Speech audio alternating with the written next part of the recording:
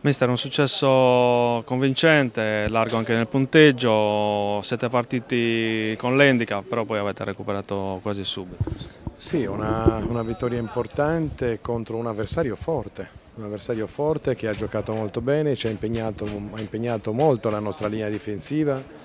perché al di là delle capacità di fraseggio di Porceddu, Mesina e Curreli hanno un gran passo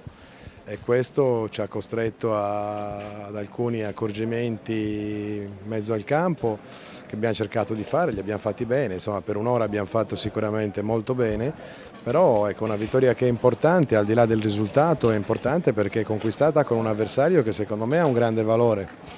E questo è sicuramente l'aspetto più importante. Noi venivamo peraltro da 90 minuti molto intensi, fatti anche mercoledì, abbiamo giocato con qualche giocatore anche un po' acciaccato, vedi Frongia e con Pitta che purtroppo non lo abbiamo ancora disponibile, stiamo aspettando chiaramente l'idoneità sportiva. Per cui insomma voglio dire bene anche i giocatori che sono entrati, Falchi quando è entrato ha dato una grande mano d'aiuto, ha costruito anche l'assist per il terzo gol per il quarto gol di Puddu. Bene anche Lepore che è entrato al posto di Alessandri che aveva ricevuto una munizione per cui alla fine poteva esserci il rischio con la stanchezza di poterne prendere un'altra, quindi direi che è stata una prestazione sicuramente importante contro una squadra importante, un ottimo risultato che rende merito alla Nuorese ma non del tutto al Samassi che ha tenuto il campo sicuramente molto bene.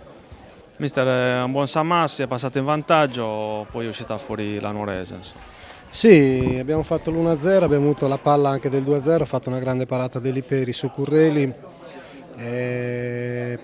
Poi la Nuorese ha trovato il pareggio, peccato poi il secondo gol sulla nostra ingenuità, abbiamo perso palla sulla tre quarti quando avevamo palla noi.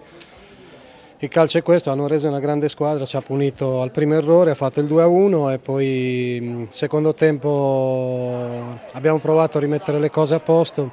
abbiamo avuto qualche occasione sempre con Curreli, poi il 3-1 credo che ci ha tagliato le gambe, è finita la partita, però